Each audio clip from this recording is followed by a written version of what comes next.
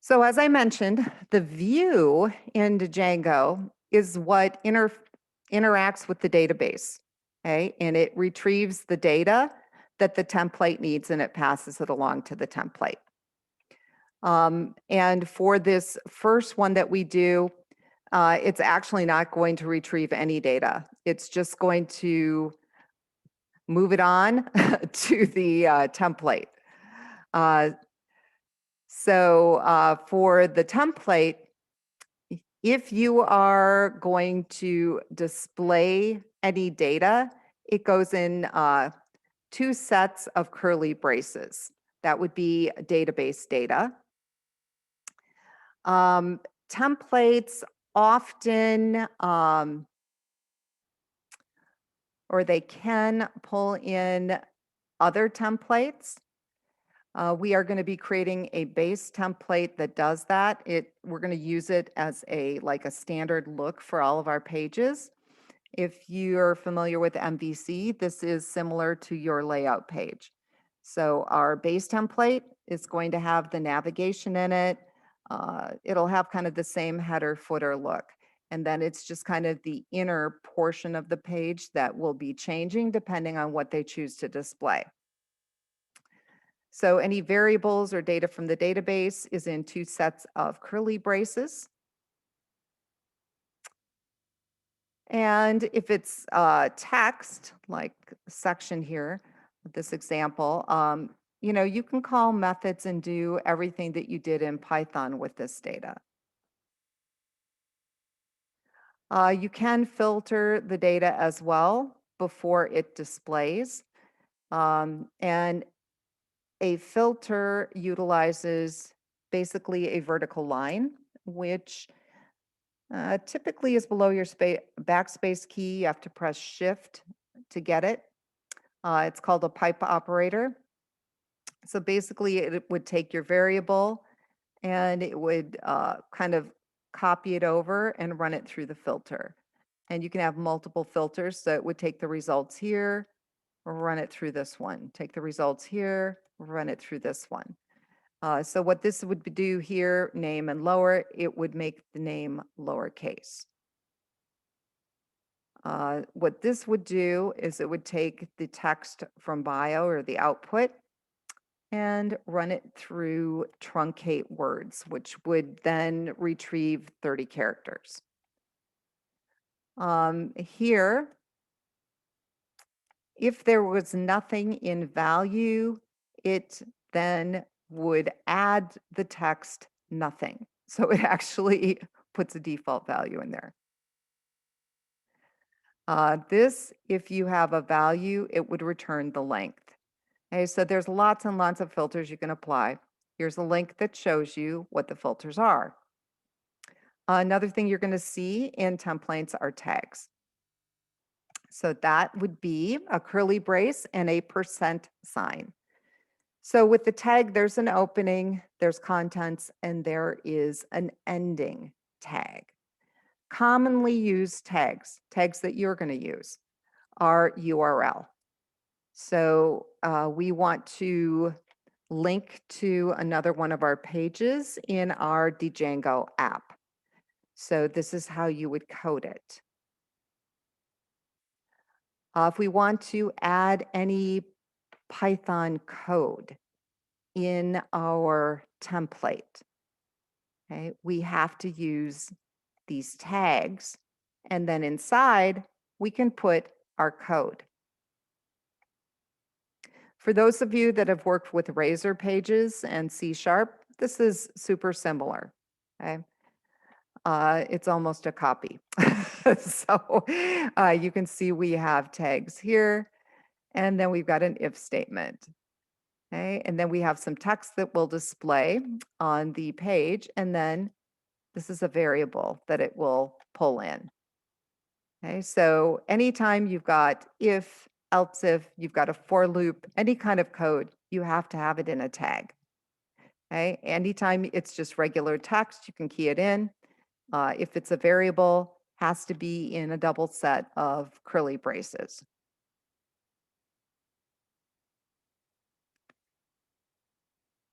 How you set up a base template involves using something called inheritance. So you would set up your base template, um, maybe something like this. You identify different sections with IDs. Okay, so this would serve as a base. And you'll notice that we've got a block statement here and an end block. And that identifies a section that you can change. So we've got one section here for the title. We have a section here for the sidebar, and we have a section down here for content. Okay, and then for a template that's going to use this, we say it extends the base, and then we can redefine these blocks. Now, what happens if we don't redefine everything, right? We redefine the title, so it's going to have my amazing blog up here for the title, and we redefine the content area. So it's defining this, but we did not change the sidebar. Well, then the default sidebar stays. So this is actually pretty flexible. If you are going to inherit from the base, you only have to change the sections that you want to change.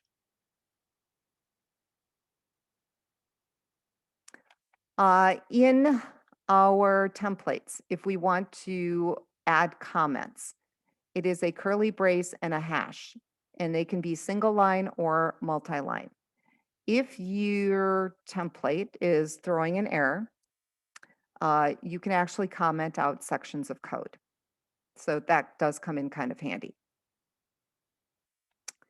So what we're going to do is we're going to code up our views. And we're going to add the index function first. And this is on page 396.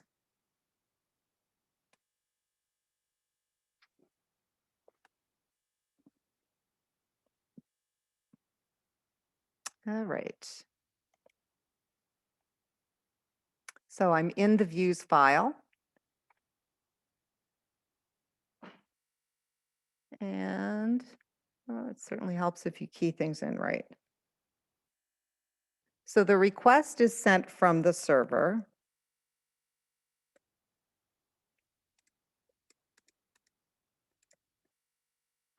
Now, I suppose I should spell that right. It's just a comment, but.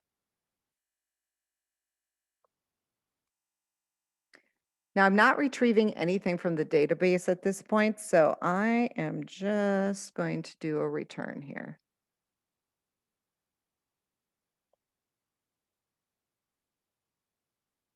Now, where I want to route to is learning logs index.html.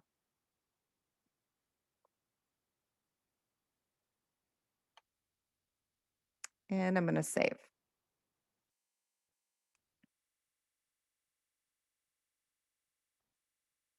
Now, this next step is super important. If you do not do this right, then you're not going to be able to display anything. And you need to do this in VS Code. We need to create a little structure here. So inside learning logs, okay, where I've got, admin, models, all of that, I'm going to create a new folder. So I'm just going to select a file here and indicate new folder. And this new folder needs to be called templates. Oops. All lowercase.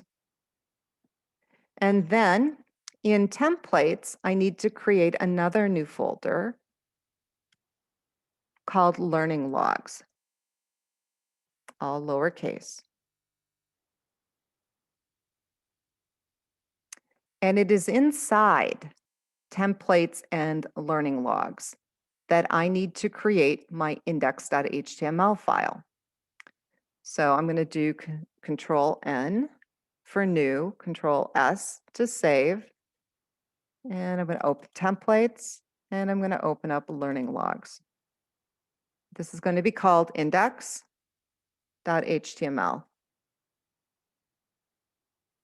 And then I'm going to add the code that's on page 397. And there is not a whole lot here yet.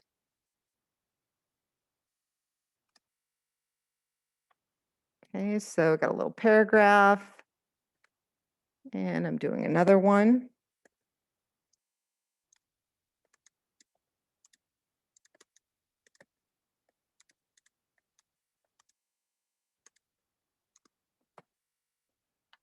All right. Oops, only one typo. That's not too bad. And I'm going to save it.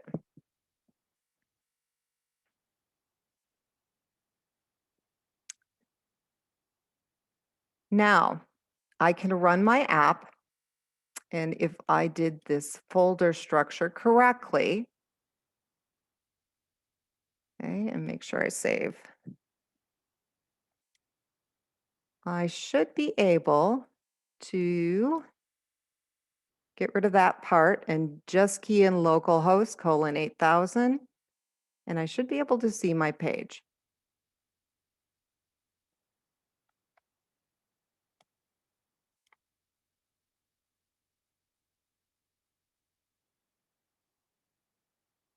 So it looks like I lost my little server connection. So let me look over here. Yep, I do not see the server running. So let me run it again.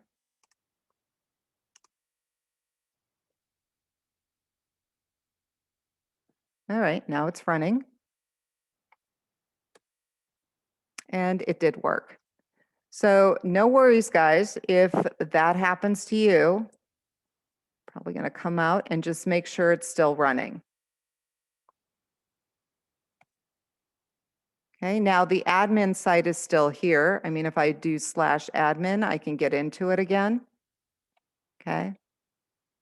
But what we want to check is to make sure that index page displays.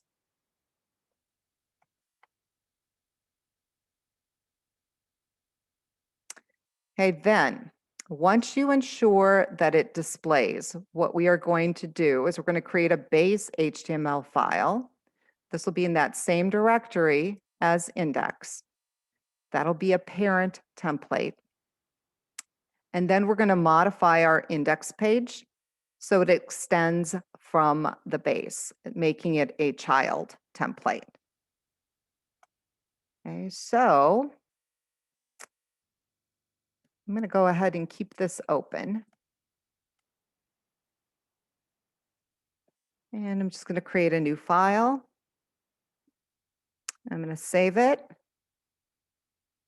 And it is a standard naming convention to call this base. Okay, so templates learning logs is correct. I'm going to save it right there. And let's see, where do we say? Page 399 is what I need to look at.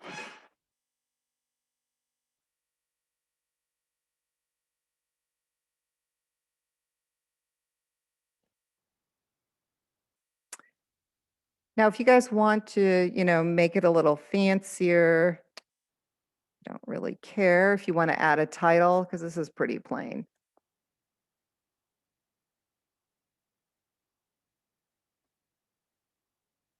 If you want to be just like the book, go ahead. But what the book is basically doing is it's setting up a link to this page, and we'll be linking to another page. So this is our navigation system, basically. We're not going to worry too much about styling at this point. When we get into a couple chapters down the road, you guys are going to learn how to apply Bootstrap to it.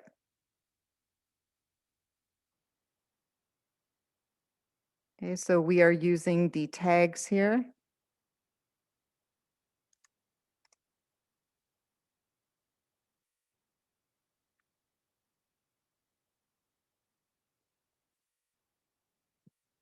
So this is going to become a link when we display it live.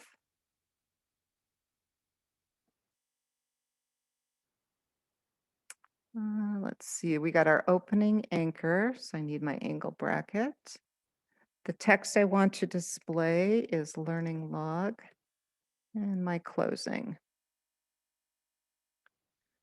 Right, so I think I'm going to separate this out just so I can read it better.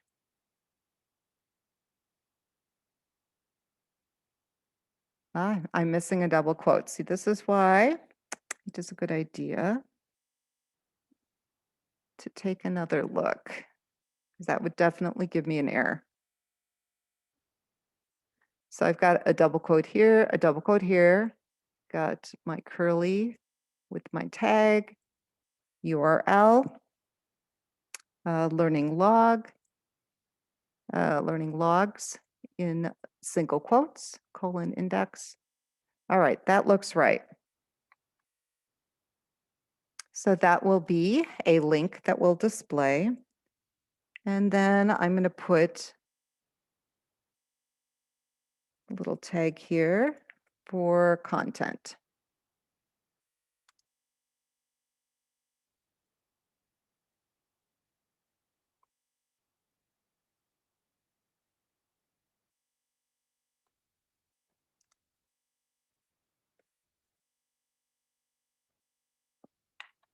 Block content and block content. Okay.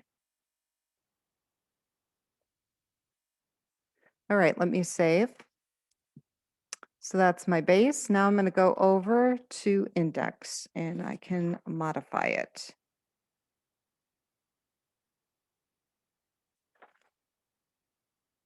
So the changes that we need to make for this are at the bottom of 399, top of 400. So first I want it to extend from base. So I want it to pull in base and use what's in there.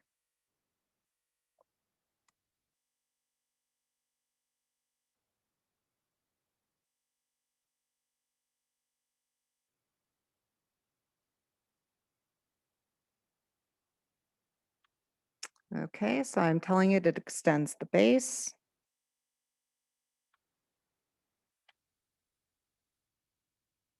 And now I'm going to define my block content that I want it to use.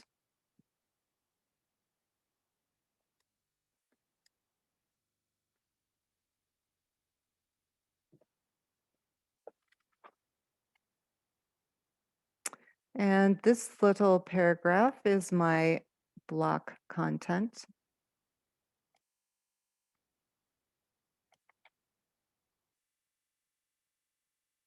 And then I'm going to put in my little end block statement here.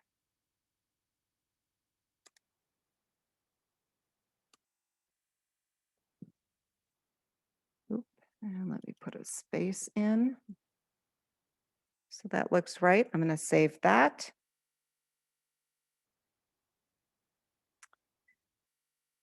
And as long as I didn't make a typo, it should all work. So let us see. Should be able to reload. And there it is. And the link isn't really going to go anywhere. It's just going to the current page.